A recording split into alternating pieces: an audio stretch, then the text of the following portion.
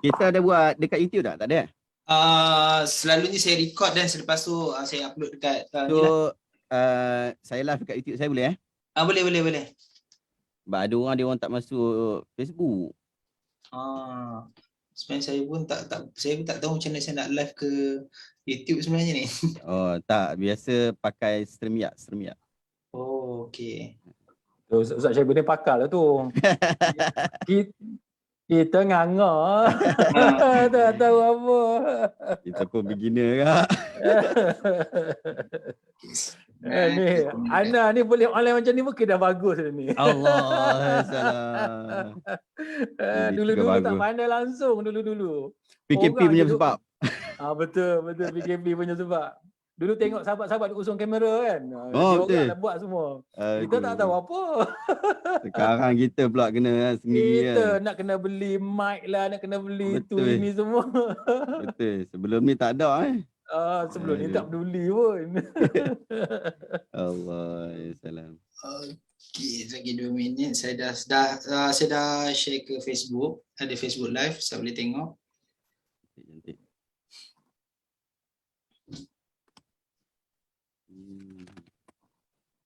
Facebook live ada share sekejap.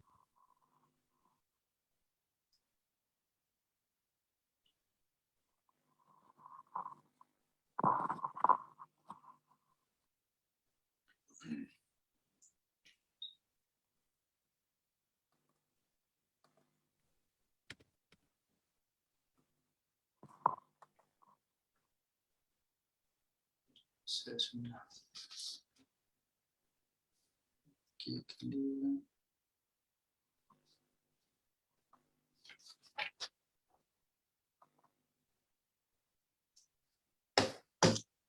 Allah Akbar.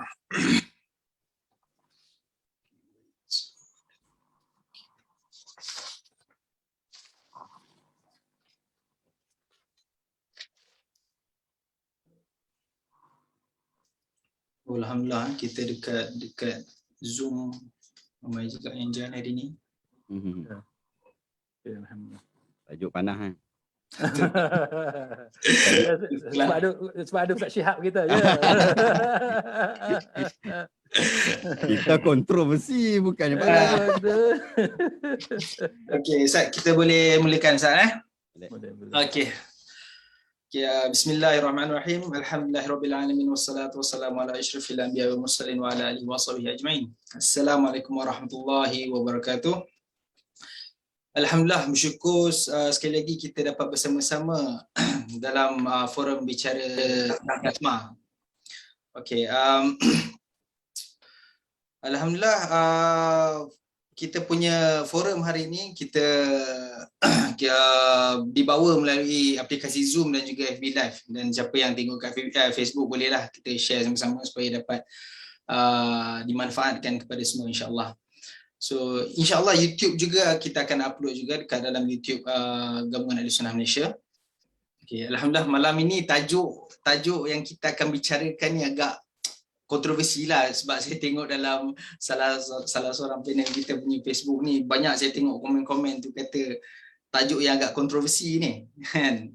Tapi sebenarnya dia bukanlah satu kontroversi ataupun menginginkan perpecahan apa, bukan. Sama sekali tidak. Kita membincangkan secara ilmiah dan mengharapkan agar ianya memberi manfaat kepada kita semua insya-Allah.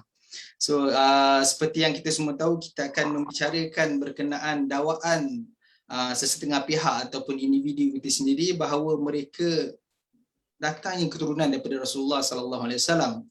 So dan adakah dakwaan ini benar ataupun tidak? So bersama dengan kita pada malam ini kita ada 2 panel. Salah seorangnya Timbalan Presiden Gasma, iaitu Ustaz Ahmad Jalani, yang juga merupakan seorang peguam dan juga pendakwah bebas. Dan seorang lagi Ustaz Syihabuddin Ahmad yang merupakan pendakwah bebas dan juga YouTuber. So kita boleh like dan subscribe page YouTube Ustaz Syihabuddin. Okey, saya ucapkan terima kasih kepada dua tetamu pada malam ini yang sudi meluangkan masa untuk meraihkan forum kita pada malam ini, insyaAllah. So sebelum saya mulakan bicara pada malam ini, saya mempelawa Ustaz Jalani untuk menyampaikan kata-kata pembuka bagi forum Bicara Santai Gasma pada malam ini. Silakan Ustaz. Assalamualaikum warahmatullahi wabarakatuh. Innal hamdalillah wassalatu wassalamu ala Rasulillah wa ba'd.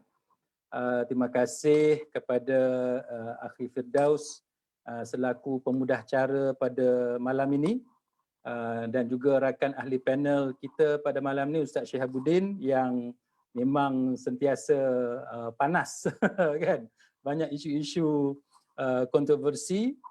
Ahlan wa sahlan, selamat datang dalam program GASMA ataupun Gabungan Ahli Sunnah Malaysia ini, yang merupakan gabungan NGO yang mengajak masyarakat Malaysia untuk kita sama-sama berpegang kepada Al-Quran, kepada As-Sunnah, dan juga kepada manhaj Ahli Sunnah wal Jamaah.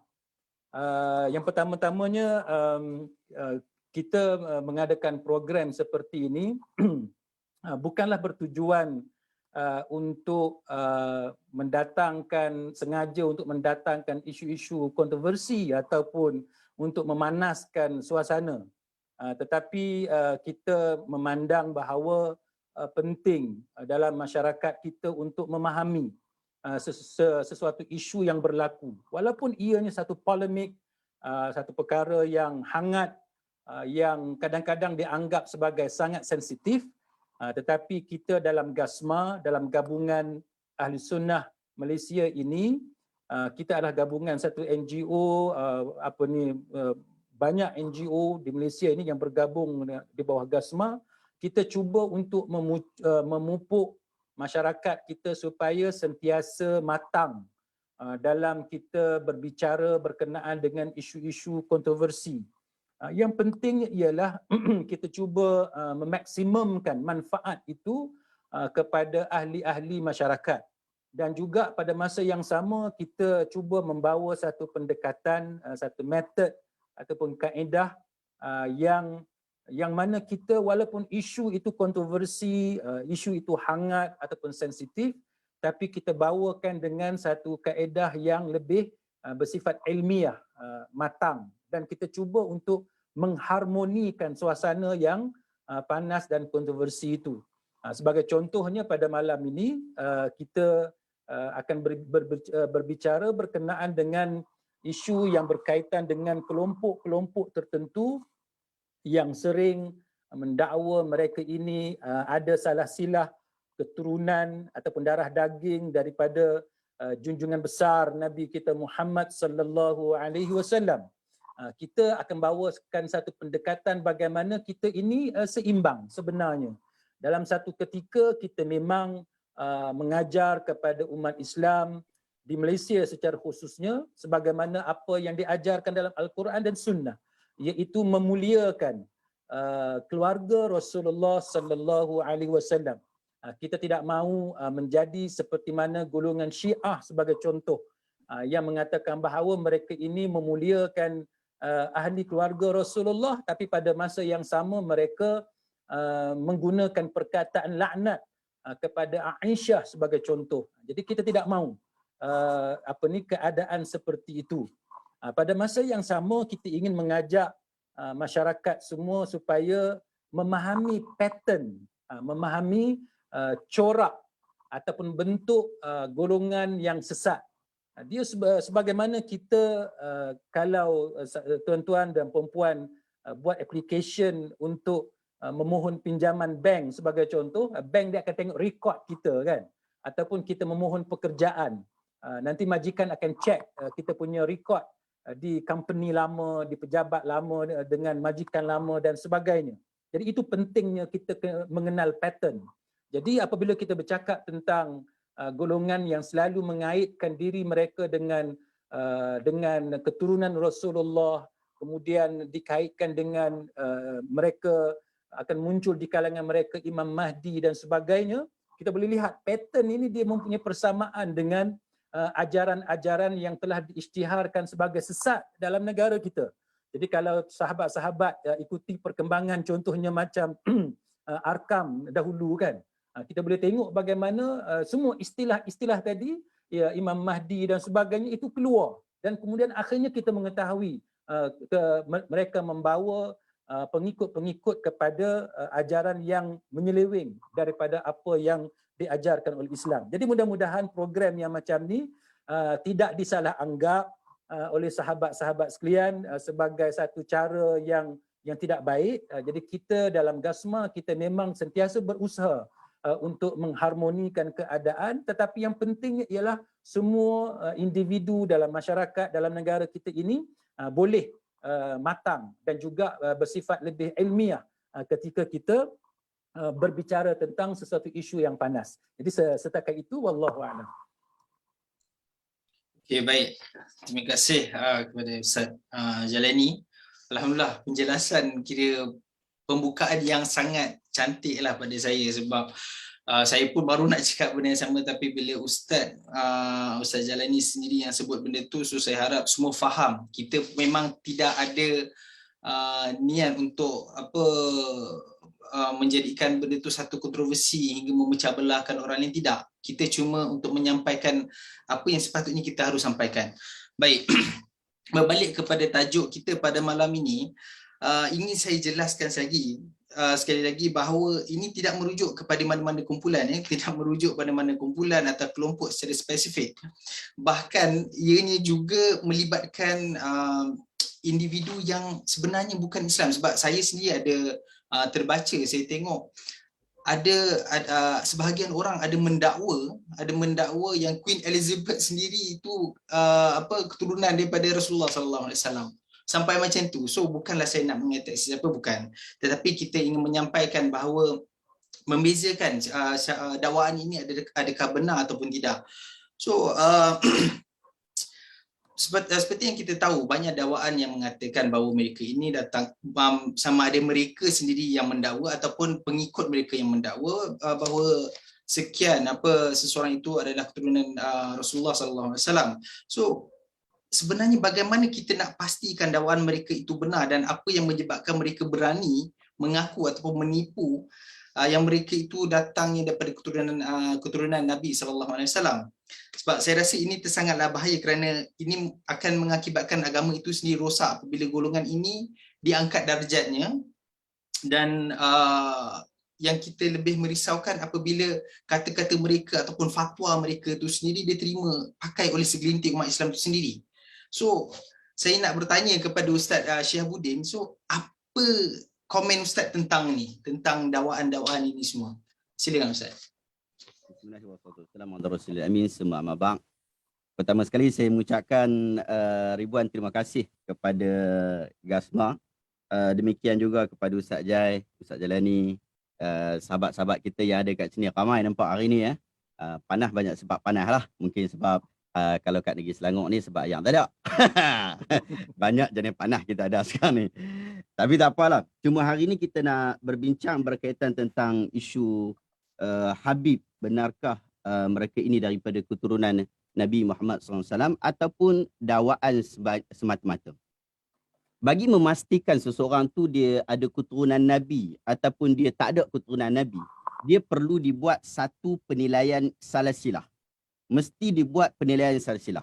Sekiranya penilaian salasilah ni tidak dapat membuktikan bahawa dia itu bukan daripada keturunan Nabi Muhammad SAW, maka kita tak boleh senang-senang pergi letak dia itu sebagai keturunan Habib. Dia itu sendiri pun nak pergi kata dia ni Habib. Saya ni Habib sebab mak saya kata saya ni Habib. Tapi pembuktian tu tak ada. Jadi belum boleh untuk kita nak bagi sandaran sesuatu perkara melainkan telah terbukti.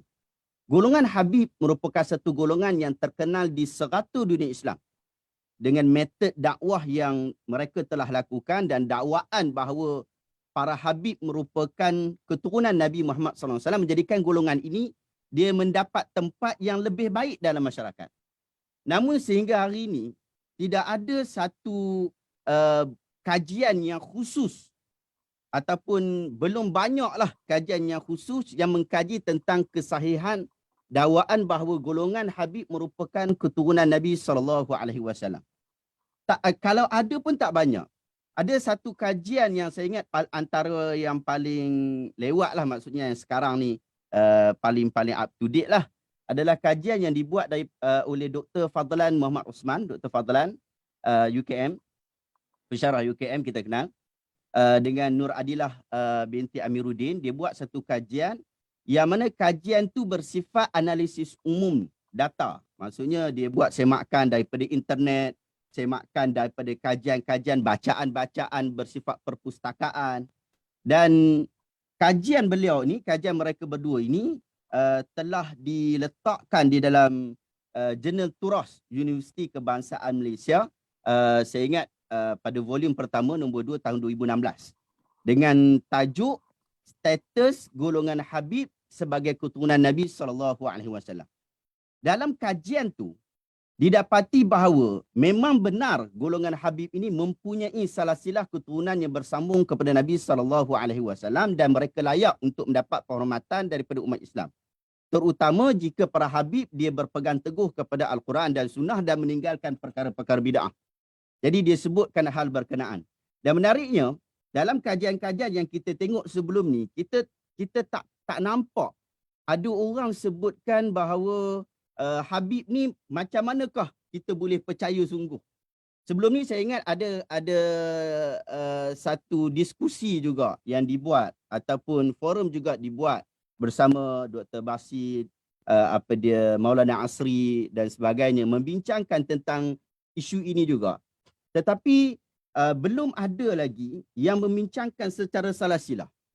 Jadi saya nak ambil secara ringkas pada hari ini, kita nak bincang tentang salasilah. Yang pertama sekali, kita kena tahu salasilah Nabi SAW dulu. Kita tengok berkaitan tentang salasilah Nabi SAW. Kalau nampak saya punya gambar, kalau boleh, kalau tengok gambar saya tu, nampak? Kalau tak nampak, kena bagi gambar saya tu besar sikit lah sebab saya ada tunjuk buku kat sini. Nampak Ustaz. Okey, nampak Okey. Buku saya nampak tak ni? Nampak Okey, clear. Dalam buku kita, buku Ar-Rahiq Al-Makhtum, ini buku the best buku yang cerita berkaitan tentang Nabi Muhammad SAW. Dalam buku ni dia cerita tentang salasilah Nabi sendiri. Bukan setakat salasilah orang lain, tetapi salasilah Nabi Muhammad SAW. Daripada sudut salasilah Nabi sendiri pun ada perbezaan pendapat. Iaitu dia ada 3. Saya tak baca satu-satu tapi dia ada 3 bahagian. Satu bahagian yang kita kata bahagian yang ulama bersepakat pada dia. Ulama bersepakat. Yang mana daripada Muhammad sampai kepada Adnan. Kemudian ada tingkatan, iaitu tingkatan yang kita kata ada kemungkinan wujud penipuan. Ada kemungkinan, boleh jadi ada penipuan dekat situ. Jadi tingkatan ini adalah tingkatan yang kedua selepas daripada Adnan sampai kepada Nabi Ismail dan juga Nabi Ibrahim. Kita sepakat bahawa memang keturunan tu sampai kepada Ismail dan Ibrahim. Tapi tengah-tengah tu ada 40 jalur lagi yang kemungkinan adalah satu penipuan. Dan bahagian yang ketiga daripada Nabi Ibrahim sampai kepada Nabi Adam tidak dapat dimungkiri kemungkinan wujud penipuan di situ. Jadi itu daripada sudut silsilah Nabi SAW. Macam mana pula silsilah orang selepas baginda Nabi SAW? Macam manakah keadaan mereka itu? Adakah mereka juga termasuk dalam kategori yang kita sepakat semua? Tidak juga. Jadi dalam silsilah orang yang selain daripada Nabi Muhammad SAW, iaitu keturunan keturunan anak beranak Nabi, kita dapati seperti berikut. Yang daripada Nabi Muhammad SAW, dia ada anak Fatimah dan Fatimah dia kahwin dengan Ali. Jadi Fatimah bila kahwin dengan Ali, daripada jalur Fatimah dan Ali sampai ke sudah nanti, yang inilah yang biasa kita dengar Alawiyin. Alawi itu yang ni lah, tapi bukan Bani Alawi yang ni keturunan silsilah Alawiyin. So yang ni Alawiyin. So daripada Fatimah campur Ali. Lepas Fatimah campur Ali, Fatimah kahwin dengan Ali, lahir 2 orang anak, Hasan dan juga Husain. Dan yang kita kata daripada keturunan Habib tu depa datang daripada keturunan Husain, daripada Husain. Tu yang biasalah dia orang dakwa Habib, dan banyaklah dia punya cerita berkaitan tentang Husain. Husain ni pula dia pergi kahwin dengan Shah Zinan. Shah Zinan ni siapa? Shah Zinan ni dia adalah puteri kepada Raja Parsi. Puteri kepada Raja Parsi. Dia orang kahwin dapat anak nama Ali Zainul Abidin. Ali Zainul Abidin ni dia nama Ali lah, tapi apa dia sebut dengan istilah-istilah Zainul Abidin sebab dia ni orang yang kuat ibadat, dia ni orang yang cukup bagus lah. Ali Zainul Abidin, daripada Ali Zainul Abidin ada 6 orang. 1, 2, 3, 4, 5, 6. Ada 6 orang. So yang 6 ni Muhammad, Zaid, Ali, Al-Husain, Abdullah dan Umar. Daripada mereka ni, daripada Muhammad lahir Ja'far Sadiq, daripada Ja'far Sadiq dia lahir lagi 6 orang, Ismail, Musa, Muhammad, Ishaq, Abdullah dan juga Ali. Ni nama dia Ali Qa'imun bi Basrah. Ali Qa'imun bi Basrah. Yang ni kita kata silsilah ni, yang ni silsilah yang kita sepakat. Kita kata ini yang memang tak ada orang petikai. Yang ni memang tak ada orang petikai. Cuma ada sedikit kontroversi pada silsilah yang selepas daripada Ali Qa'imun bil Basrah. Ada sedikit kontroversi di situ. Iaitu daripada Ali Qa'imun bil Basrah, dia ni lahir daripada dia 5 orang anak. Ali, Ja'far, Hasan, Ahmad dan Muhammad. Daripada Muhammad lahir Isa dan Ahmad Muhajir. Yang ni, yang hari ni dekat Malaysia ke, dekat Indonesia ke, popular Habib ini daripada keturunan Ahmad Al-Muhajir. Yang mereka ni lah yang banyak di Yaman lah. Dulu asal mereka di Iraq, kemudian mereka pergi berhijrah ke Yaman bersama Qaramitah dan sebagainya, tapi akhirnya mereka dapat berjaya mengambil ataupun mendapat sambutan daripada orang-orang Yaman, sehingga orang Yaman sangat suka dengan mereka. Dan hari ni dekat Tarim, kita kata Tarim kan, dekat Tarim tu adalah tempat yang Habib tu ada dekat situ lah. Habib tu ada dekat situ. Cuma sebab apa kita kata jalur ni adalah jalur kontroversi? Sebab beberapa penulis selepas kematian daripada Ahmad Al-Muhajir, mereka menulis tentang riwayat ataupun jalur-jalur keturunan Nabi SAW. Mereka tidak menyebutkan tentang Ahmad Al-Muhajir.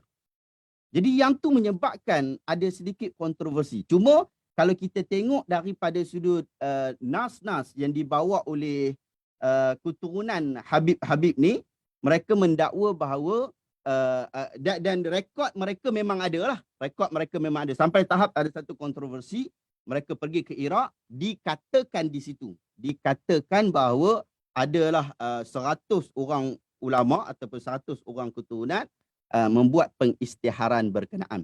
Jadi kita kata boleh pakai ke tak boleh pakai dalam bab ni daripada sudut Habib. Kalau dia betul, kita kata kalau orang tu dia dah bagi keturunan dia dah bagi jalur keturunan dia, kita boleh percayalah. Bahkan hari ni kat Malaysia pun bukan senang-senang awak nak letak Said ke, nak letak Habib ke atau sebagainya kan. Dia bukan mudah, bukan semudah itu. Tetapi dia perlu ada flow-flow tertentu. Cuma kita kata ini kalau benar.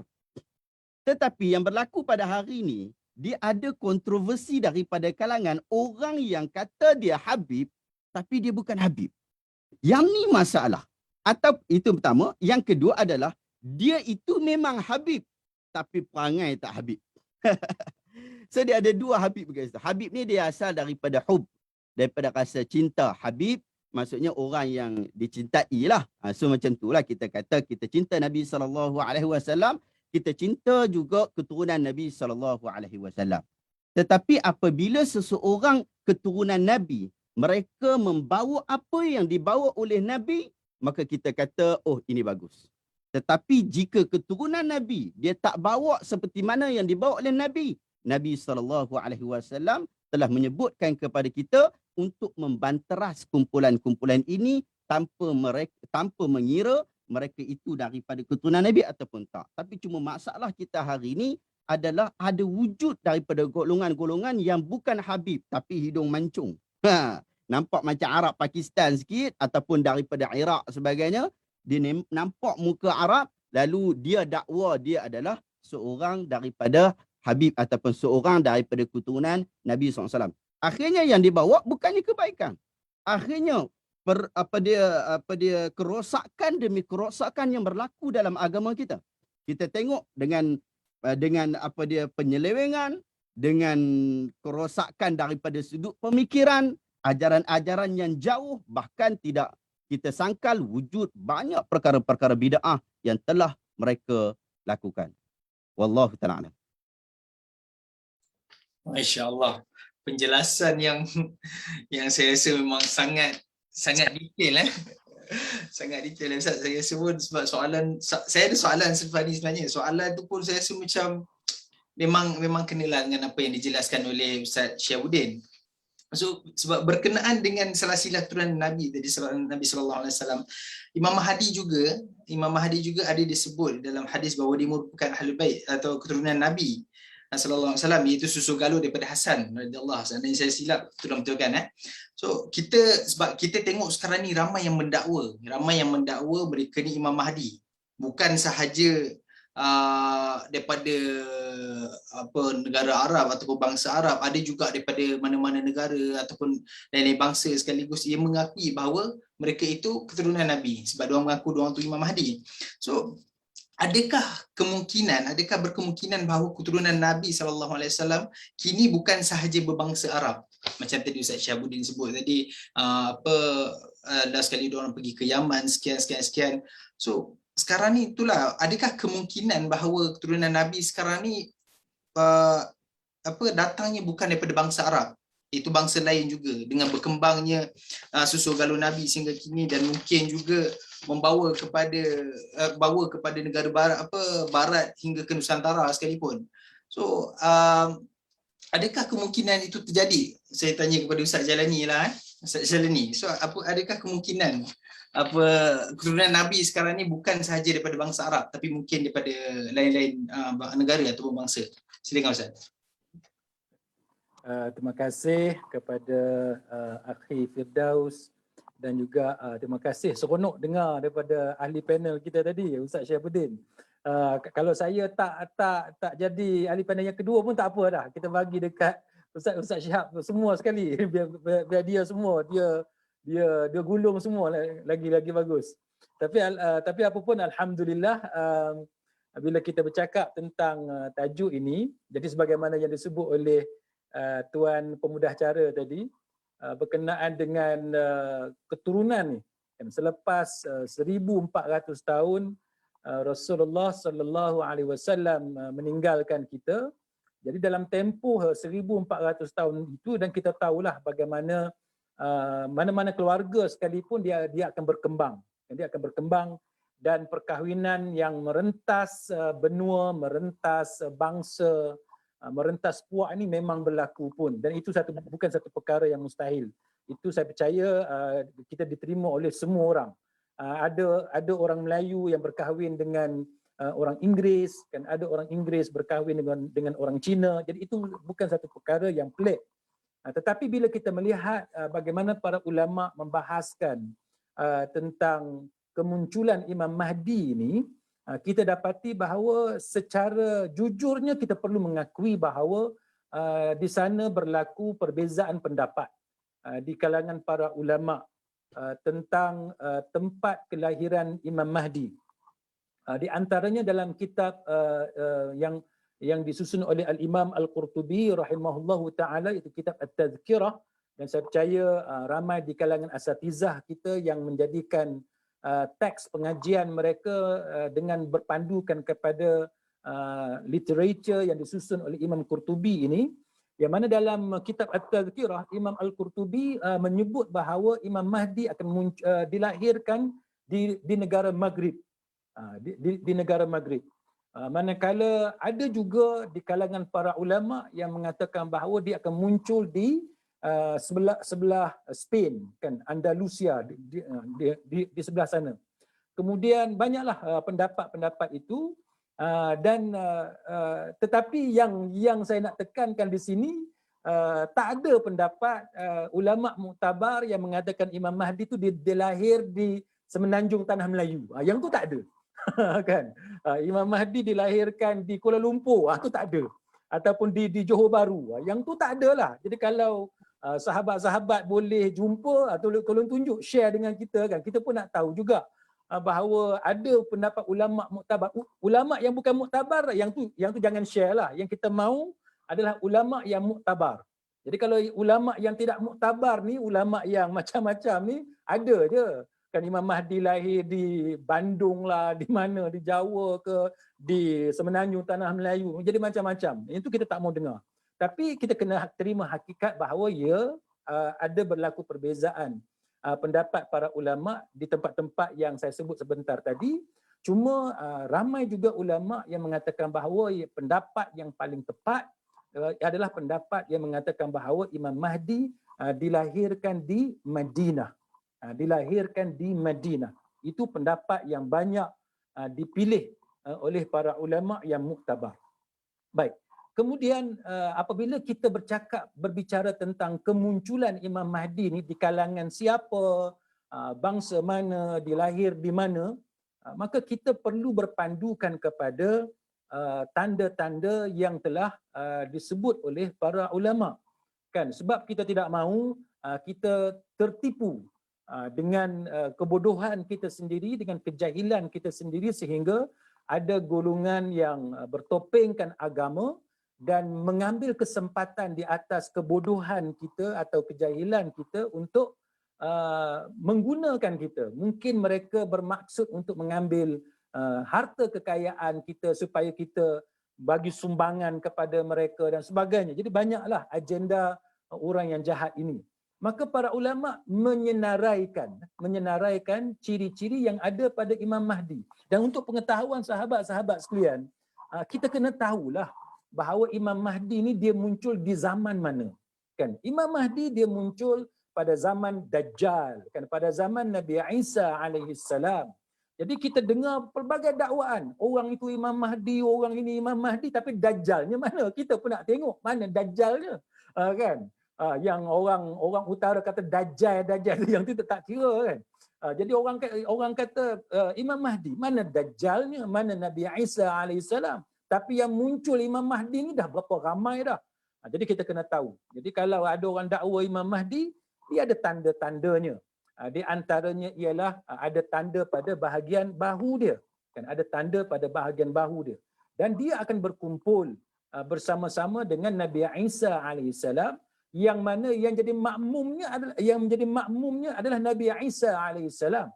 Imam Mahdi itu yang akan menjadi imam. Jadi itu yang dikatakan Imam Mahdi.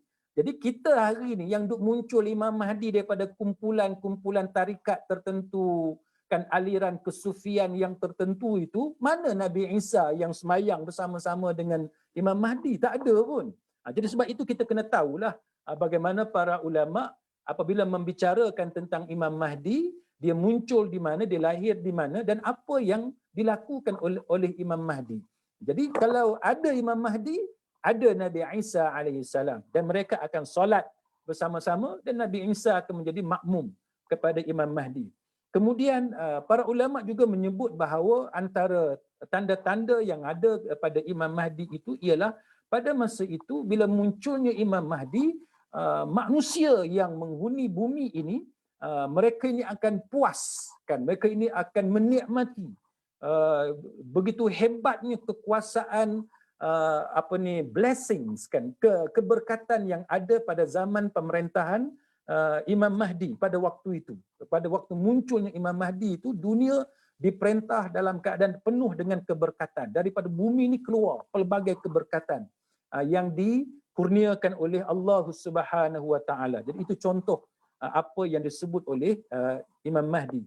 Kemudian para ulama juga mengumpulkan semua hadis-hadis untuk mereka menyenaraikan sifat-sifat yang ada pada Imam Mahdi. Di antaranya adalah Imam Mahdi ini dia adalah manusia, dan dia adalah manusia seperti kita. Kemudian Imam Mahdi ini dahi dia luas. Kan, dia adalah manusia seperti kita. Kemudian Imam Mahdi ini dia adalah manusia, dan dia adalah manusia seperti kita. Kemudian Imam Mahdi ini dahi dia luas. Dan dia adalah manusia seperti kita. Kemudian Imam Mahdi ini dahi dia luas. Dan dia adalah manusia seperti kita. Kan, dahi dia luas, hidung dia mancung. Jadi kalau Imam Mahdi itu dahi dia kecil kan, hidung pun kemik, maka itu bukan Imam Mahdi. Kan. Kemudian mata dia tu dia bercelak, kan? Mata dia bercelak. Jadi banyaklah yang disebut oleh para ulama, termasuklah kulit dia bagaimana. Jadi kulit dia menyerupai ataupun sama sebagaimana kulit orang Arab, kan, kulit orang Arab. Jadi kalau dia tu Melayu macam kita, kan, yang tu ni nampak ni macam orang Kelantan kan.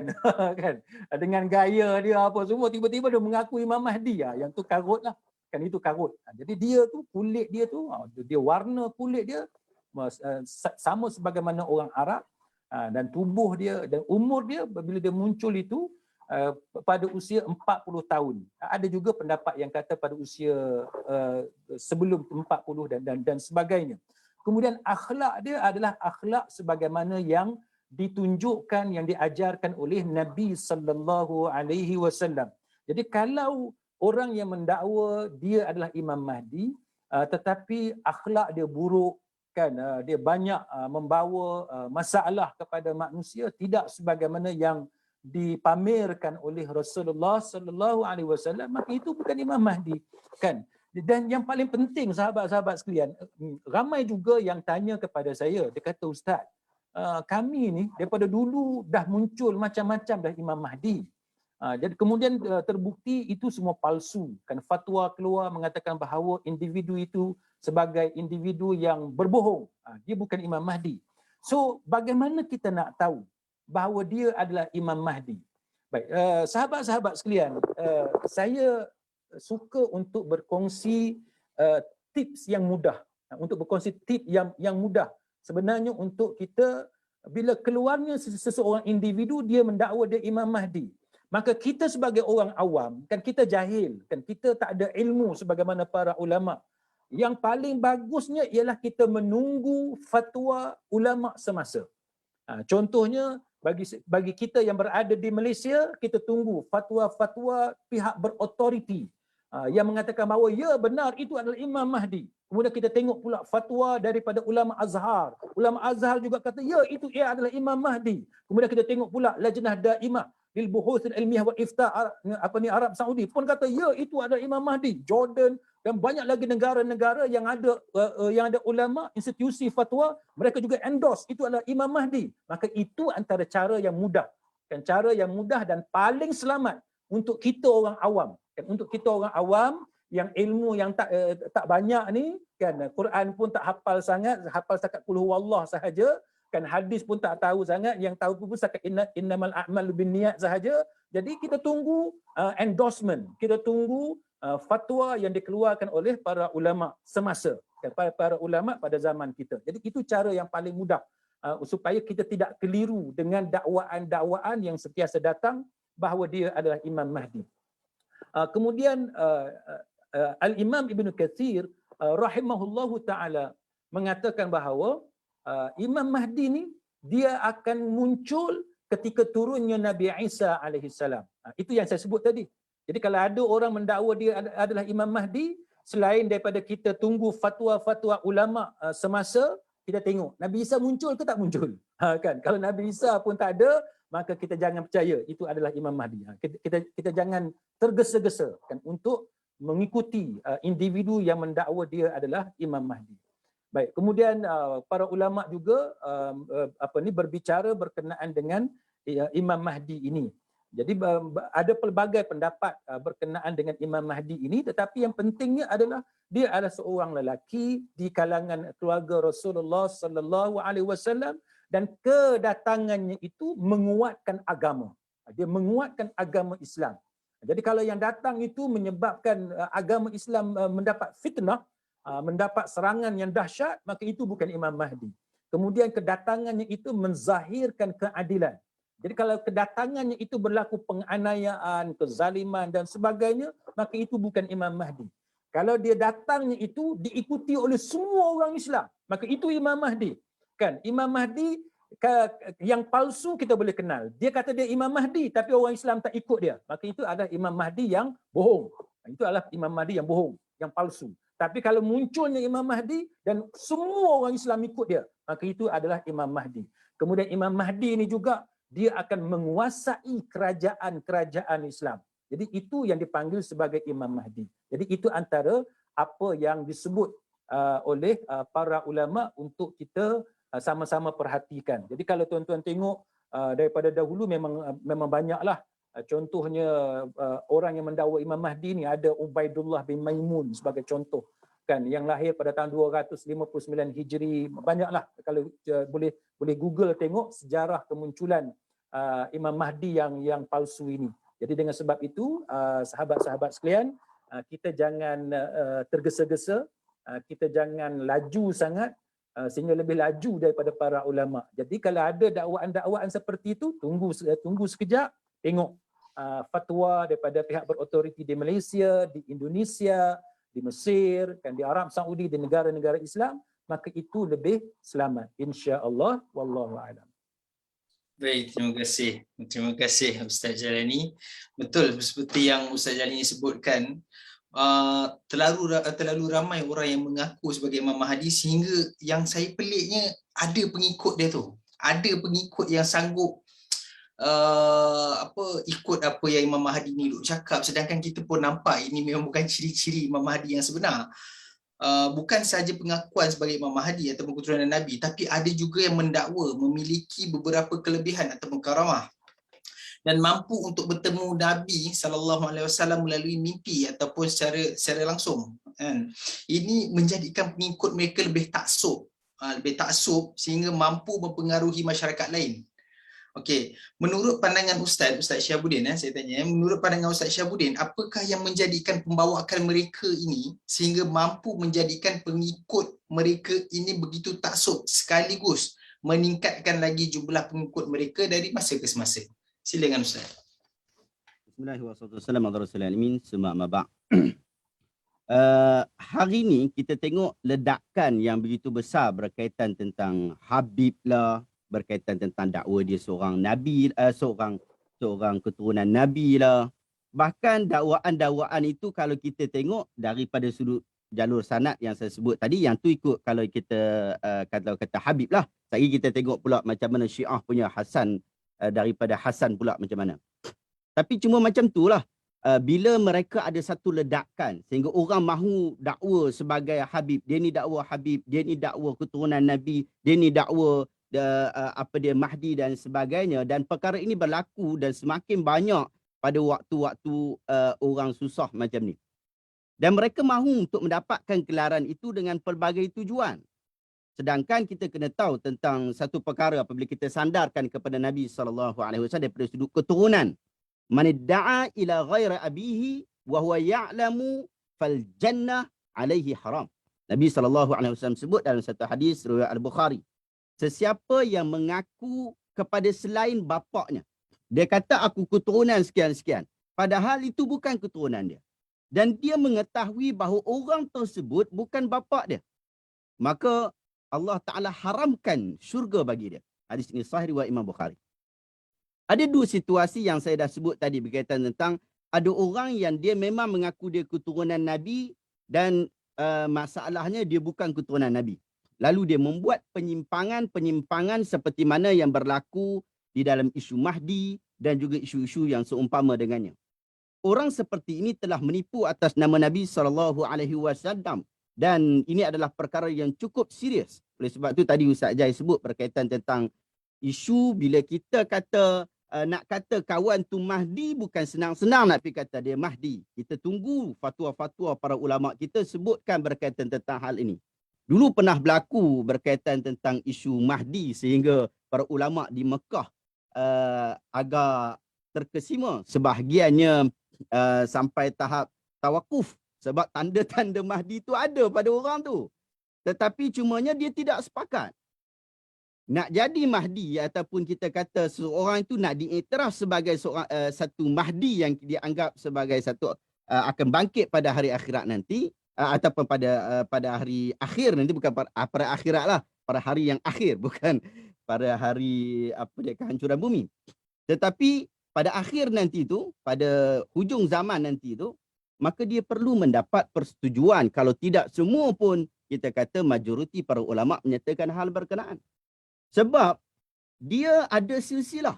Bila ada silsilah, kita boleh dapat tentukan. Dan silsilah Nabi SAW dijaga. Dan kalau kita main duk reka-reka saja, para ulama kita sangat berhati-hati sehingga satu hadis yang mutawatir daripada sudut lafaznya, demikian juga daripada sudut maknanya. Inna kadhiban alayya laysa kakadhibin ala ahadin man kadzdzaba alayya muta'ammidan falyatabawa maq'adahu minan nar. Menipu atas nama orang lain ataupun nama lain memang salah juga, tetapi menipu atas nama Nabi SAW tak sama. Tak sama macam menipu atas nama orang lain. Sesiapa yang menipu atas nama Nabi SAW, maka tempat duduknya di dalam api neraka. Hadis ini sahih riwayat Imam Bukhari. Itu satu. Yang kedua pula, seorang yang daripada jalur yang kita kata keturunan Nabi SAW, tetapi amal perbuatannya tidak menunjukkan kasih dan cinta kepada Nabi SAW. Lalu datanglah pelbagai dakwaan-dakwaan yang pelik daripada orang yang macam-macam berkaitan tentang isu ini. Inilah masalah utama yang berlaku dalam kumpulan-kumpulan orang kita yang dakwa sebagai Habib, bukan sekadar Habib je, Mahdi lagi. Kan? Dia sampai bab Mahdi ni dia adalah keturunan Nabi. Tetapi yang dakwaan pembohong ni dia bukan daripada keturunan Nabi. Cuba kita tengok Tengok saya ada tulis satu buku, Allahu Akbar. Tak menyala pula dah. Tak apalah. Saya tulis satu buku iaitu Fatwa Ulama Al-Azhar terhadap Syiah 12. Saya tulis buku ni lama dah 2013-14 macam itulah. Antara isu yang kita sebutkan berkaitan tentang Mahdi versi Syiah, iaitu Imam Mahdi Al-Muntazar. Di dalam akidah Ahlussunnah, kita percaya bahawa pada akhir zaman nanti akan muncul seorang manusia digelar Mahdi yang akan menghapuskan kezaliman dan akan membawa panji-panji sunnah. Di dalam mazhab Syiah pula, mereka mempercayai seorang lelaki bernama Muhammad Al-Mahdi bin Hasan Al-Askari akan bangun membela mazhab Syiah dan membunuh siapa sahaja yang tidak mengiktiraf ahli bait. Oh, ganah. Pegangan ini sungguh berbeza dengan keseluruhan pegangan Ahlussunnah wal Jamaah. Menurut sejarah, kalau kita tengok sudut jalur, menurut sejarah, imam yang ke-11, iaitu Hasan Al-Askari bin Ali Al-Hadi, iaitu dia lahir pada tahun 232, meninggal pada tahun 260 Hijriah. Dia ni meninggal dan dia tak ada keturunan. Dia tak ada anak. Jadi daripada sudut jalur sanad tu, jalur riwayat tu dah terpotong sebenarnya. Tetapi yang pelik bin ajaibnya, muncul seorang, kalau dalam buku saya memang garam tu ya, marah tu waktu tulis ni umur berapa tahu. Seorang hamba syaitan. Oh, tak bubuh nama. Yang bernama Muhammad bin Nasir. Dia kata Hasan Askari ada anak. Anak tu disembunyikan di terowong bawah tanah di rumah Hasan Askari. Dengan itu mazhab Syiah menganggap imam ke-12 mereka itu telah tinggal dalam terowong itu dari tahun 260 Hijrah sampailah ni. Sekarang 1443 Hijriah. Gila punya lama. Beliau tidak mati dan akan bangkit membunuh semua orang kecuali golongan Syiah. Sehingga kini golongan Syiah sentiasa berkata sesungguhnya Mahdi Muntazar itu mempunyai kuasa pada alam keseluruhannya. Nampak dakwaan tu?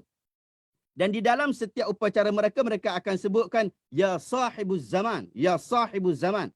Di dalam malam keempat setiap minggu mereka akan berkumpul di dalam tempat yang dinamakan Al-Husainiyah dan melaung-laung, wahai Mahdi, kamilah tenteramu, sambutlah tangan kami, perkuatkanlah kami dan bantulah kami. Bahkan dalam Syiah berkaitan tentang Mahdi, mereka juga ada akidah raja'ah. Akidah raja'ah. Yang ni kita kata satu mazhab yang mendakwa keturunan Nabi dan mendakwa wujudnya Mahdi, dan dia ada sistem lah. Yang tak ada sistem tu lagi banyak lah. Yang dekat Facebook, YouTube kan. Tiba-tiba malam semalam mimpi kata jadi Mahdi, hari ni dah istihar dia jadi Mahdi. Ada juga. Syiah ada akidah raja'ah, iaitu golongan mereka beranggapan akan bangkit sebelum berlakunya kiamat. Golongan-golongan antaranya adalah yang pertama bangkitnya Mahdi dan para imam 12. Kemudian bangkitnya khilafah orang Islam yang dianggap merampas pemerintahan, mereka ini akan dibalas, akan diseksa. Oleh siapa? Oleh Mahdi dan juga para imam ke-12. Gini gila dia orang punya dakwaan begitu.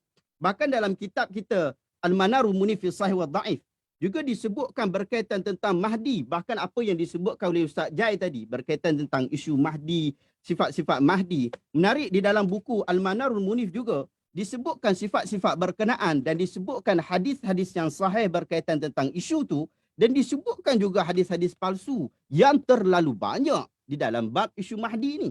Sebab orang nak dapatkan pengiktirafan daripada sudut Mahdi ni. Kalau dapat Mahdi, banyak benda aku dapat mudah. Kan? Daripada sudut, kadang-kadang daripada sudut kebanggaan. Orang puji aku. Tapi kita kena sedar satu perkara. Kadang-kadang ada orang, kumpulan-kumpulan ni yang dia dakwa Mahdi ni, dia orang ni sebenarnya bukanlah dia orang nak apa? Dia orang sebenarnya ikhlas tau. Ni kena tahu juga. Ada sebahagian orang yang dia bagi satu dakwaan yang memang merapu meraban, tetapi sebenarnya mereka ikhlas. Betul sebut daripada lubuk hati tu yang dalam. Tapi apa masalah mereka ni? Sebenarnya mereka ada masalah mental dalam hal berkenaan. Yang tu kita ada kena baca satu buku Aku Nabi Isa. Ada satu buku terbitan PTS, tajuk dia Aku Nabi Isa. Ini kumpulan-kumpulan yang bermasalah. Sebab tu saya ada sebut sebelum ni, saya keluarkan satu kenyataan untuk diperbincangkan. Ada orang dia dakwa jumpa Nabi secara jaga. Bahkan sebelum daripada ni telah memang ada riwayat-riwayat ataupun kenyataan-kenyataan yang disebutkan oleh para ulama dahulu dan sekarang yang masih hidup pun menyatakan bahawa jumpa Nabi secara jaga. Saya kata ada daripada sudut kemungkinan, tak mungkin. Benda ni tak mungkin. Hujah Quran, hadis, akal, semuanya menolak hal berkenaan. Tetapi mungkin ada satu perkara yang perlu kita selidiki juga. Yang perlu kita tengok juga. Ada tak kemungkinan mereka ini yang mendakwa bertemu Nabi secara jaga ni, ada tak mereka ini ada kemungkinan masalah halusinasi ataupun sampai ke tahap delusi. Sebab dakwaan itu berat tau. Dan kadang-kadang bila kita dengar dia sebut tu, dia tak tipu ni. Dia tak tipu ni, memang dia sebut betul. Apa yang berlaku kepada orang skizofrenia, mereka ni memang rasa sungguh tau. Ada kawan tu bersalam dengan dia. Kalau kawan tu pegang dia, padahal tak ada benda ni. Orang dia tepuk tangan, dia rasa tepukkan tu. Ini juga perlu diselidiki di dalam hal-hal seperti ini. Sehingga akhirnya bukan sekadar fakta-fakta yang kita terbitkan, tetapi jika orang-orang itu mempunyai masalah kesihatan, dia perlu dihantar kepada ward sekretaris untuk diuruskan dengan sebaiknya. Wallahu ta'ala. Okey, baik. Terima kasih Ustaz. Penjelasan Ustaz Syabuddin ni mengingat dengan penjelasan Ustaz Jai ni mengingatkan saya pada seorang kawan saya ni bila Ustaz Syabuddin dah sebut pasal halusinasi, dakwaan berat semua. Dulu time saya sekolah ni dulu, saya ada satu kawan, seorang kawan ni dia dalam kalangan kita orang ni, dia ni yang paling orang kata kalau bab hafal hadis dia ni yang paling cepat, hafal Quran dia ni pandai, memang pandai. So bila dah habis sekolah ni, lama tak jumpa, sekali dapat tahu tengok kat Facebook dia kata dia on the way pergi Perlis. Dia dengan Imam Mahdi dia. Sedangkan dia budak pandai ni, budak pandai. Dia memang tak, dia bukan budak masalah, bukan tak ada. Dia memang budak pandai, budak baik lah. Dia kata dia on the way pergi Perlis ni, dia dengan Imam Mahdi dia. On the way pergi tu, Imam Mahdi dia ni dapat wahyu. Allah turun kat dia, yang dia pun dapat, tapi malaikat turun kat dia. Time tu saya duk fikir, kenapa sampai boleh jadi macam ni? Saya fikir sebab dia budak baik, dia budak pandai, tiba-tiba jadi macam tu. Itu yang bila Ustaz Syabuddin sebut tadi, mungkinlah, betul lah, mungkin ada masalah dekat situ kot, saya rasa kan. So itulah bila kita, macam mana kita nak menyedarkan masyarakat tu. Itu yang saya nak tanya Ustaz Jai ni. Macam mana Ustaz kita nak bagi kesedaran kepada masyarakat tentang dakwaan palsu segelintir kelompok yang mengaku kononnya mereka ini keturunan Nabi, ada yang mengaku sehingga mengaku Imam Mahdi, dan lebih bahaya lagi apabila mereka ni aktif bergerak di kalangan masyarakat dan yang percaya dengan dakwaan mereka. Mungkin Ustaz boleh simpulkan juga diskusi kita pada malam ini Ustaz, insya-Allah. Silakan Ustaz. Baik, terima kasih kepada saudara kita sebagai moderator pada malam ni, Akhi Firdaus. Sahabat-sahabat sekalian, sebenarnya saya nak kongsi sedikitlah pengalaman saya sebagai peguam dalam kes jenayah, dalam kes penipuan, macam-macam lah kes di mahkamah ni, kan, mahkamah sivil, mahkamah syariah.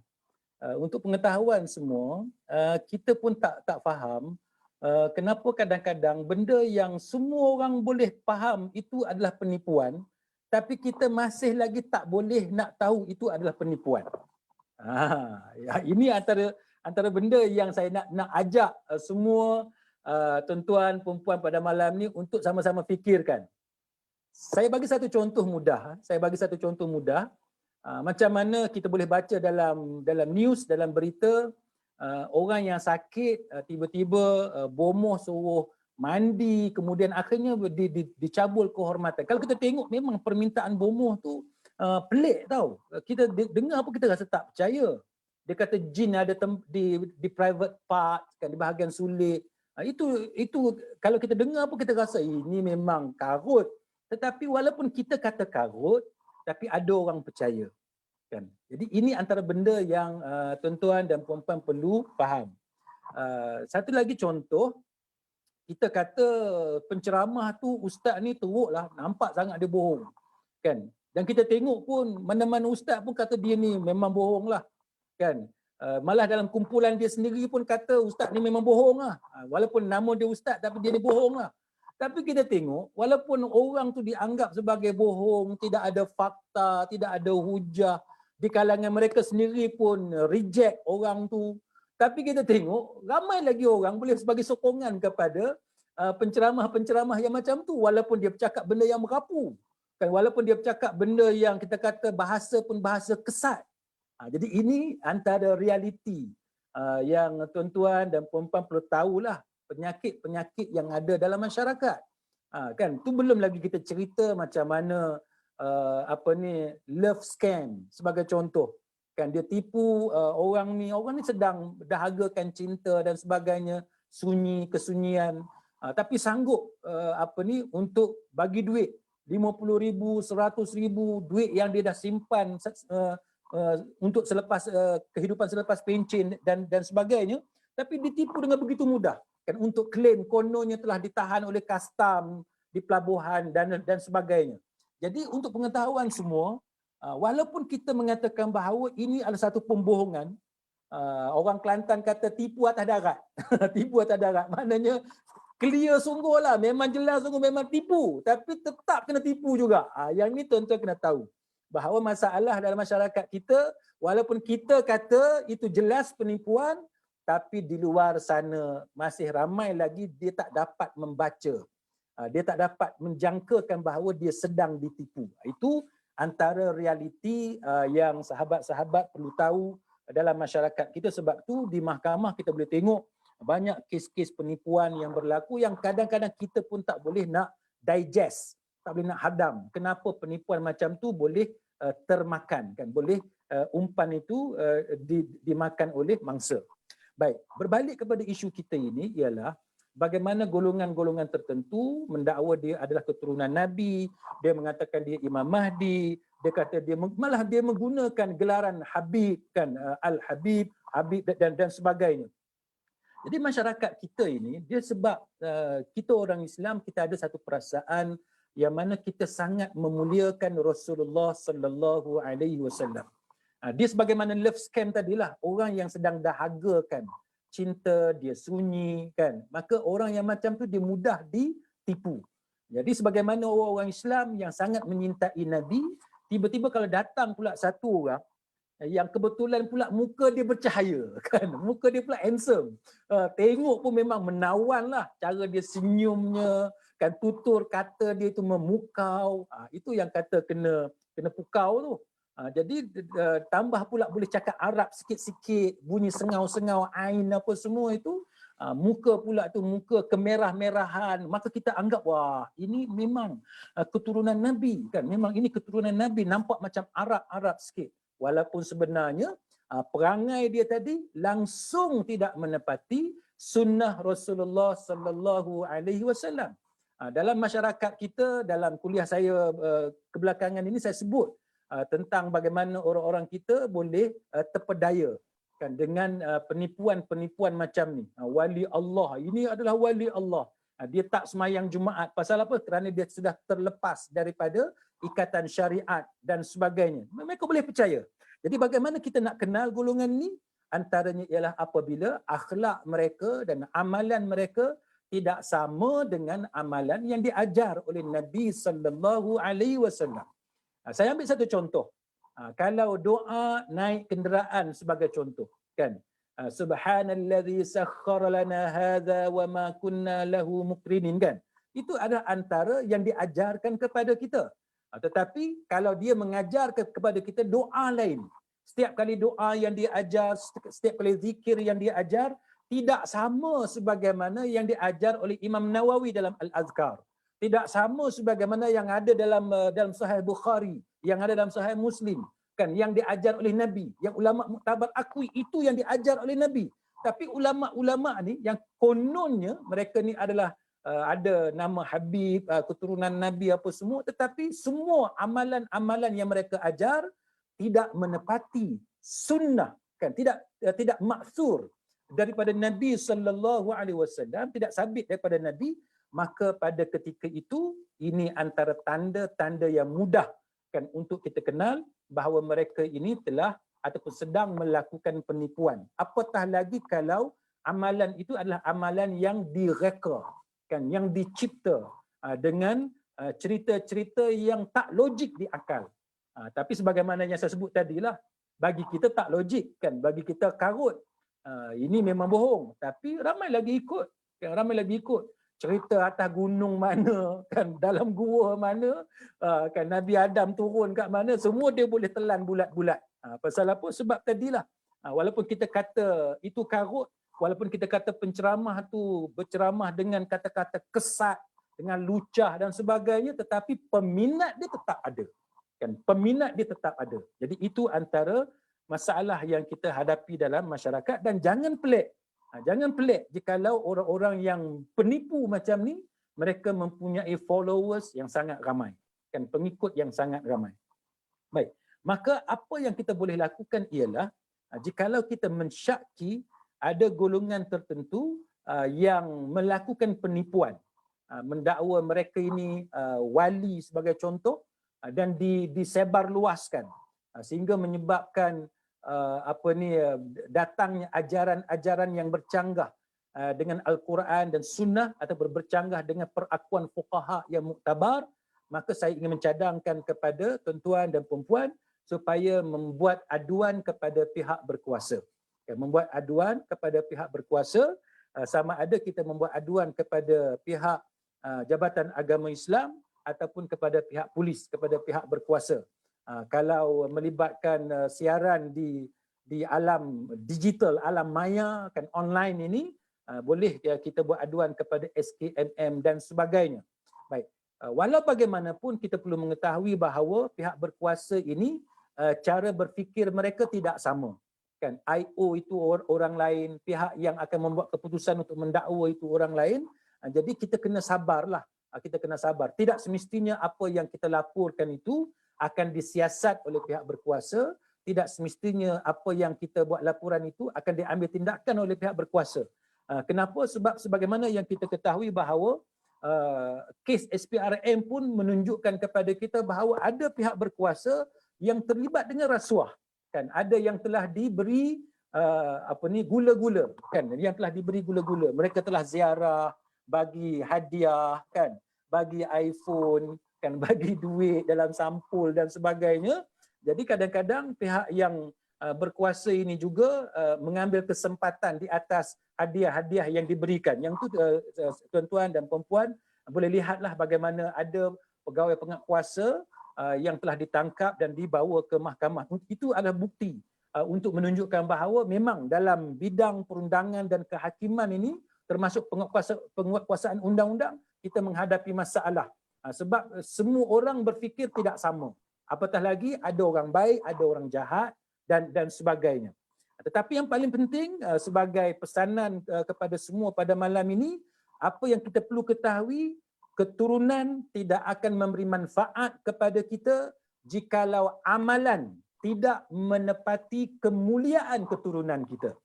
Kan kita anak tok guru, kita cucu tok guru, tetapi apa yang diajar oleh datuk kita tok guru tadi ataupun ayah kita yang merupakan ulama tadi, kita tidak hayati. Maka tidak ada gunanya keturunan tadi. Malah jikalau kita melihat dalam Al-Quran sendiri, Allah Subhanahu wa taala berfirman, fa idza nufikha fis-sur, kan, apabila sangkakala ditiup, ditiup, fala ansaba bainahum yawma idzin wala yatasaalun, maka pada ketika itu tidak ada lagi pertalian nasab di antara mereka pada hari itu, dan tidak ada pula mereka saling bertanya. Maka para ulama mengatakan bahawa ini menunjukkan kepada kita kalau amalan kita kan tidak menepati kemuliaan, kita berbangga bahawa kita keturunan itu, keturunan ini, tetapi amalan kita tidak menepati sunnah yang diajarkan oleh Nabi sallallahu alaihi wasallam, maka tak ada gunanya, kan? Kalau betul sekalipun kita keturunan Nabi, maka tidak ada manfaat pun jikalau amalan kita berbeza dengan apa yang dibawa oleh Nabi sallallahu alaihi wasallam. Contohnya Al-Imam An-Nawawi rahimahullahu taala, dia menyebut bahawa sesiapa sahaja yang amalannya itu kurang, maka kedudukan mulianya tidak dapat menolong dirinya. Jadi kalau amalan dia itu problem dan tidak bermasalah, maka keturunan dia yang mulia itu tidak akan dapat menolongnya. Kenapa? Sebab Al-Imam An-Nawawi rahimahullahu ta'ala, dia mengatakan bahawa dengan sebab itu dia kata, jangan kita ni terlalu berharap.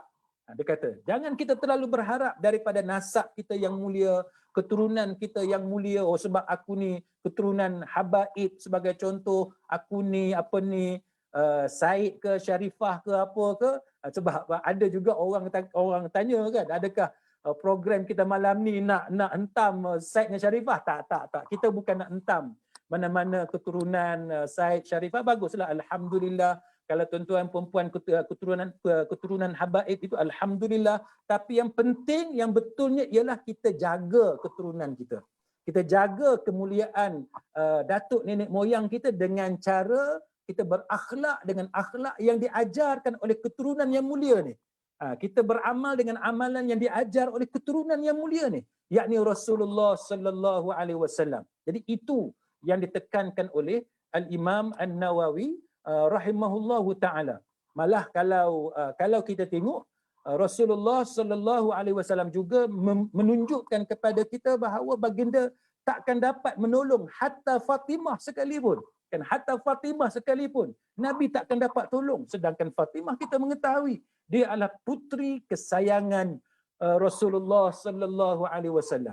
Satu hadis hadis muttafaqun alaih yang agak panjang, saya baca terjemahan sahaja, iaitu Rasulullah sallallahu alaihi wasallam satu ketika dia berdiri ketika mana turun ayat wa anzir ashiratakal aqrabin.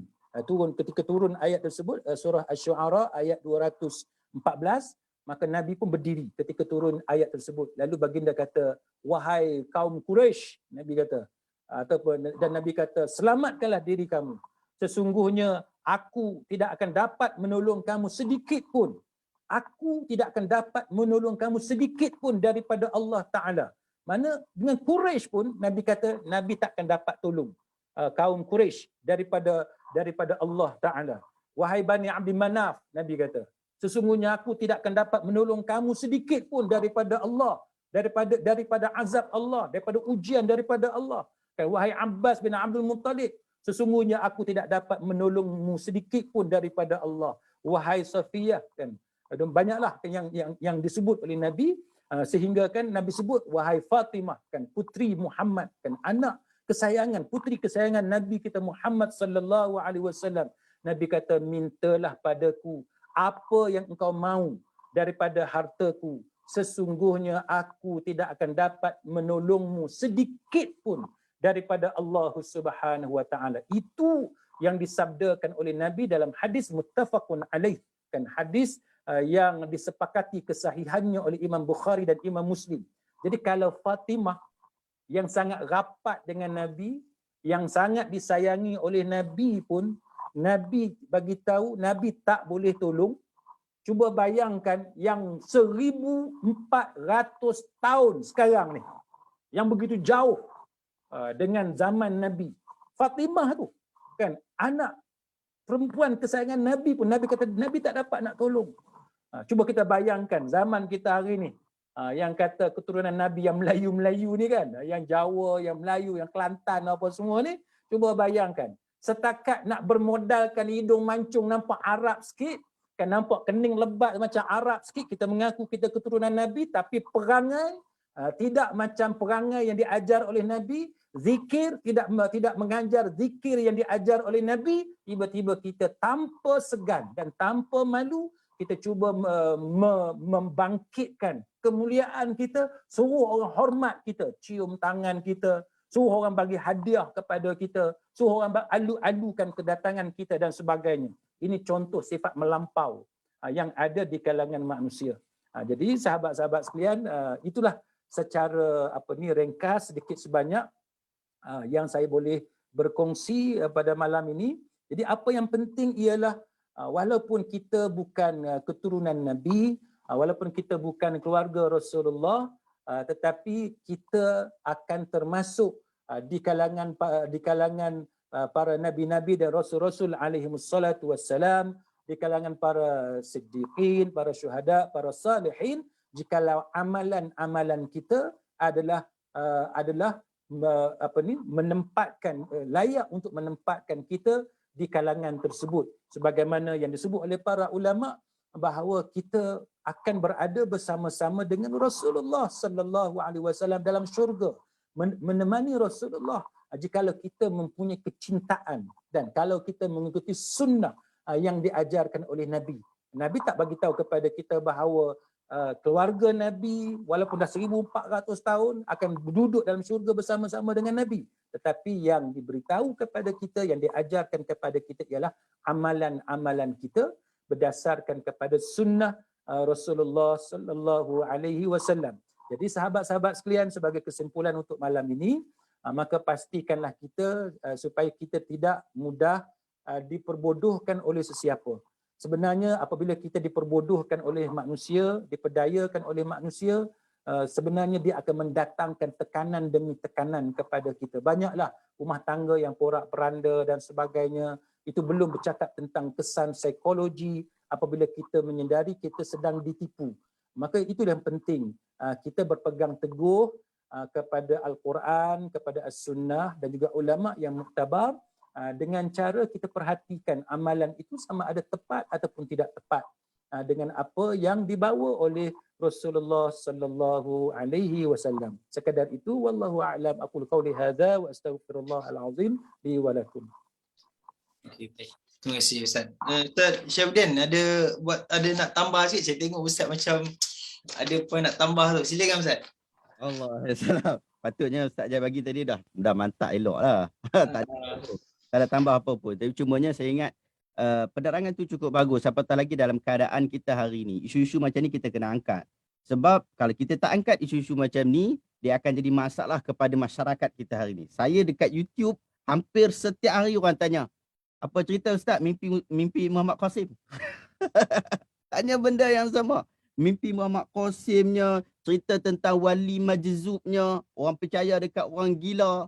Benda-benda macam ni kita kena angkat. Kalau kita tak angkat dalam masyarakat dan masyarakat tidak mengetahuinya, kita bimbang mereka akan mengikuti orang ni. Sebab masyarakat macam tu je. Kalau orang kata hang wali, wali aku nak ambil berkat lah. Demikian juga kata mimpi. Mimpi ni bukan mimpi biasa. Mimpi yang benar. Kan? Mimpi benar.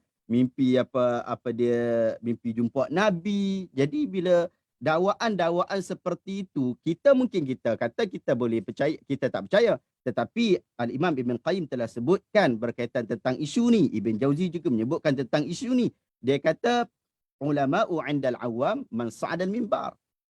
Ulama daripada sudut orang awam ni adalah orang yang panjat mimbar lah. Kalau dia duduk dekat khatib khutbah, kira okey kan. Macam sekarang ni kita tak kata panjat mimbar dah. Kita kata siapa yang pakai kopiah, pakai serban, bawa tasbih, letak tasbih atas kepala sikit, kan, baru ganas sikit.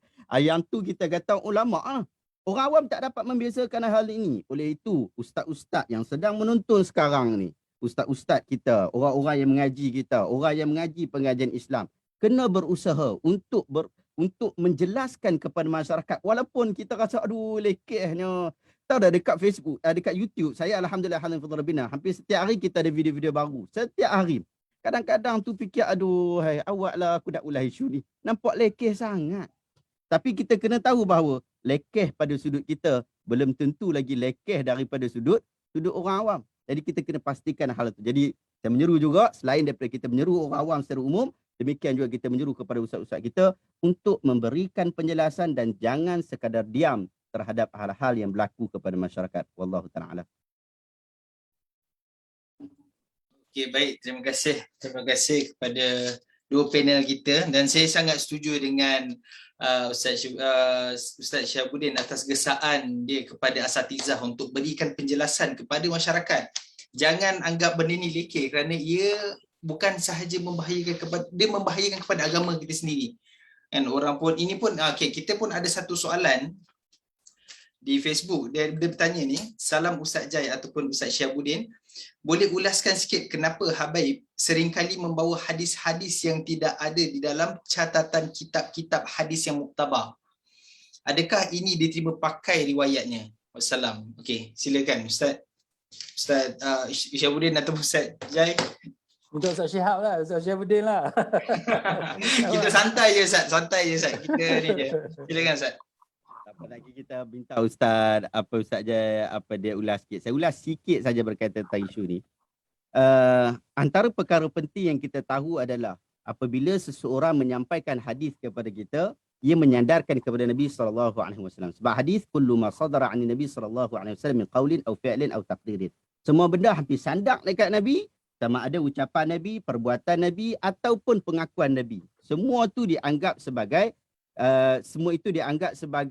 hampir kata dekat Nabi sebut ataupun dakwaan kepada Nabi. Bila dakwaan kepada Nabi, dia bukan sekadar kepada orang-orang tertentu.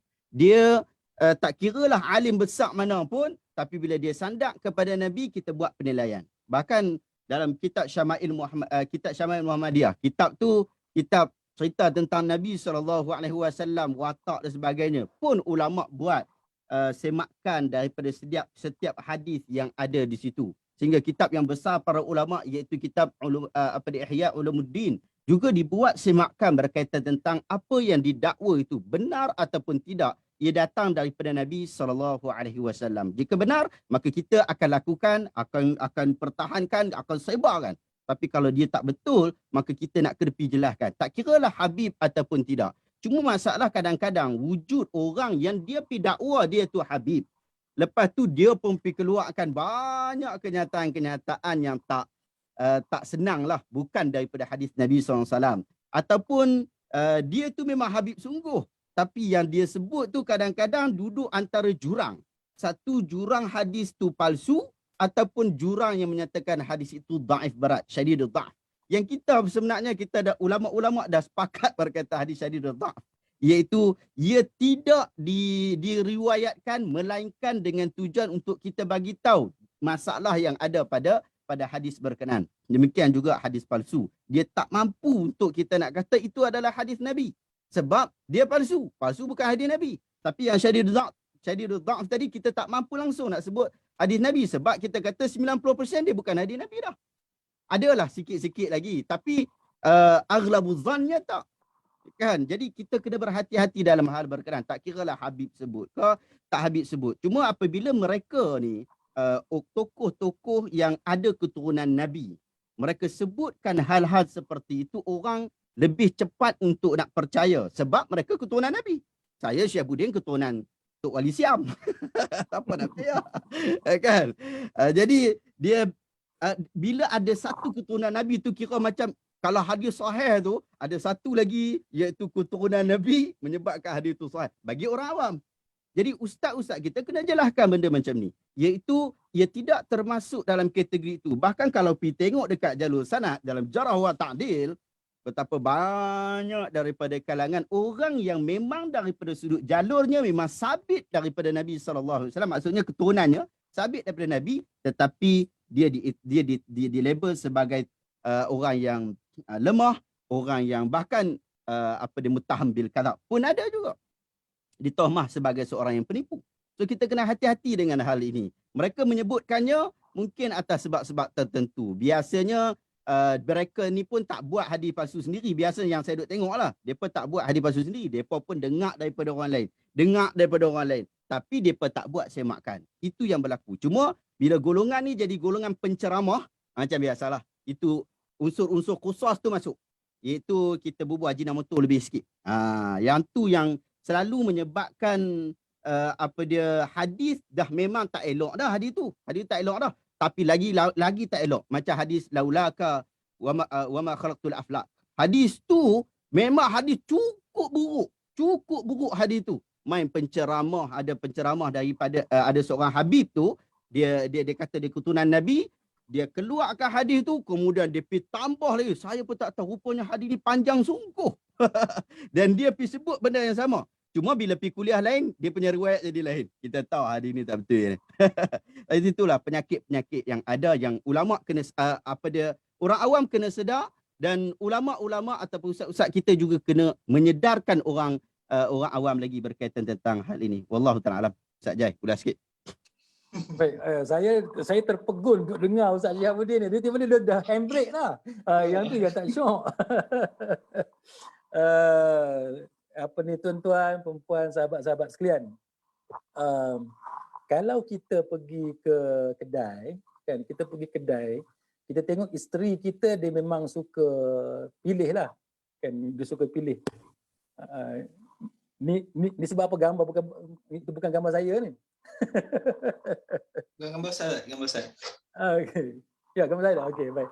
Apa ni, dalam kita membeli di kedai, kan, kita membeli di kedai, kita tengok isteri kita, dia pilih, kan, sayur yang macam mana, kan, buah tu buruk ke, fresh ke, elok, ada ulat dan sebagainya. Sama juga bila kita nak beli apa-apa sekalipun, kita pilih. Tapi yang sedihnya dalam bab agama ni, kita tengok bukan semua, tapi sebenarnya ramai juga di kalangan masyarakat kita, dia tidak memilih sebagaimana dia memilih barang-barang di kedai. Yang ni very sad lah, sangat sedih lah. Kita sepatutnya kita punya standard itu, kalau bab agama lebih tinggi daripada standard kita duk pilih barang-barang di kedai ni. Tapi saya nak merayu sekurang-kurangnya, walaupun tak lebih pun, kalau boleh lebih kurang tu pun dah cantik dah. Sebagaimana kita ambil buah limau, kita ambil buah mangga dan sebagainya, kita pilih, kita asingkan. Agama tu macam itulah. Kan, takkanlah kita tak boleh nak beza penceramah yang pandai dengan yang tak pandai. Saya ambil satu contoh. Saya bukan pandai main bola pun. Tetapi kalau saya tengok orang main bola, saya tahu yang mana satu orang yang memang profesional macam Cristiano Ronaldo ke apa ke, dengan orang kampung yang main sepak je, kan, kita boleh tahu beza. Jadi penceramah ni pun sama. Dia baca hadis, takkan kita tak boleh beza orang yang memang mahir tentang sunnah Nabi, yang mahir tentang hadis Nabi, yang mahir tentang ayat Quran, dengan yang merapu-merapu ni. Kalau orang yang mahir tentang hadis ni, cara dia sebut pun kita dah tahu dah, oh ini dia mahir ni. Kan, cara dia sebut. Cara dia sebut Imam Bukhari ke muttafaqun alaih dan sebagainya, kita tahu ini orang yang ilmu dia in depth, kan, in depth. Dia ada pengetahuan yang mendalam. Satu orang lagi dia main sebut je, Nabi begitu, Nabi begini, dia tak petik kitab mana dia ambil, kan, riwayat siapa, sahih ke, hasan li ghairi dan sebagainya. Yang tu pun tak pandai nak sebut, tiba-tiba yang itulah kita anggap sebagai cinta Rasul. Yang kita anggap sebagai cinta Nabi. Dia duk ulang cinta Nabi, cinta Rasul, kan. Tapi itu je modal dia. Jadi ini antara contoh yang masyarakat kita kena pandai-pandai lah pilih. Jangan kedai saja pandai pilih, tapi bab agama kita tak pandai pilih. Yang kedua, berkenaan dengan soalan ini, kenapa benda ni boleh berlaku? Sebabnya kalau tuan-tuan perempuan perhatikan, penceramah ni dia berceramah setiap hari. Dan dia berceramah setiap hari, dan view itu kadang-kadang ada setengah penceramah view dia 80, 200-300, dan ada penceramah yang view dia 2,000, 3,000, 5,000, kan. Jadi bila view dia tinggi Dan dia berceramah setiap hari, subuh pun ceramah, kan tengah hari pun ceramah, nanti maghrib, isyak, nanti pukul 9 nanti pun ceramah. Maka dia takkan dia nak guna modal yang sama. Kan? Takkan dia nak cerita benda yang sama. Dia mesti cerita benda lain. Tapi dia punya tema dia cinta Nabi, cinta Rasul. So apa yang berlaku? Ini yang masalah dia. Dia ilmu tentang hadis tak ada, dan dia tidak ada kekuatan untuk tambah ilmu dia. Sedangkan ilmu dia setiap hari keluar 2 kali, 3 kali dengan view 5,000, 6,000 orang. Maka akhirnya dengan sebab dia terpaksa untuk mencari modal-modal baru, maka dia main petik je. Mana yang dia kata ni hadis Nabi, dia dah tak mampu nak cek. Dia dah tak sempat nak cek, dia petik je Nabi begitu, Nabi begini, dan kemudian dia tambahlah amalan-amalan yang dia reka sendiri, yang langsung tak sebut ni daripada Nabi, ini daripada Sahih Bukhari ke Sahih Muslim dan sebagainya. Ini punca dia yang menyebabkan berlakunya reka, tokok tambah, Ajinomoto, garam dan sebagainya yang ditokok tambah dalam kuliah-kuliah seperti itu.